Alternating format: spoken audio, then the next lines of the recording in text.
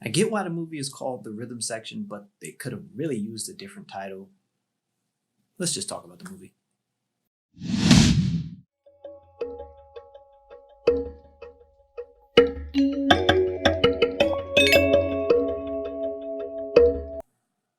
Hello, welcome to Just My Thoughts. I'm your host, Khaleel Ward. On this episode, I'll be talking about The Rhythm Section, starring Blake Lively, Jude Law, and Sterling K. Brown. And that's it. Those are the only real people of interest in this movie. I want to prepare you before you go see the movie. I don't want you to be caught off guard like I was. I really thought the movie was going to be more so of like an Atomic Blonde type thing. Family gets killed. I'm going to go kill everybody. And it's not exactly that.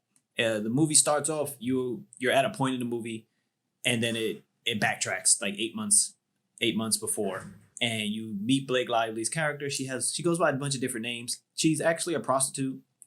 She's on heroin, and some guy comes in. She's ready to, she's telling him the prices, and he's like, "No, I'm a journalist. And 3 years ago, your parents were killed in this plane crash. It wasn't an accident. It was a bomb on board. And I want to help. I want to help you, find these people." After a while, she goes to see the guy, and at this point, I'm wondering, like, she just did a hit of heroin, and how can she function so great right now? How can she read all this stuff and just seem like she understands everything that's going on?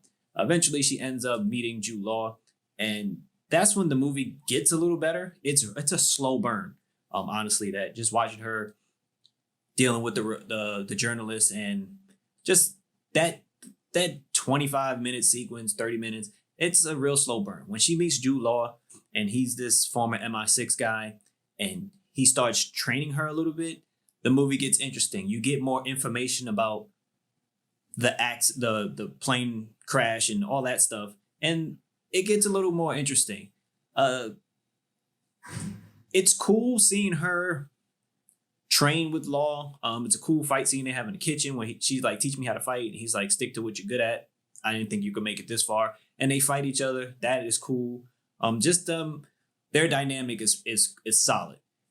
When she's out on her own, it's all right watching her question if she's ready for this, because she's not a killer. Like I said, she's a prostitute, heroin addict, and she's trained for months, and now she's out trying to kill people. And you can see that she's not as comfortable as name any other killer movie you've watched. Atomic Blonde, Jason Bourne, John Wick. Like, she's hesitant in everything that she does. And that part is interesting.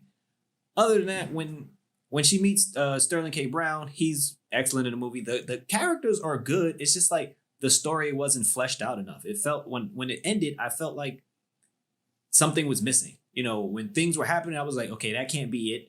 And that was it. And I was like, okay, this is going to be a twist right here.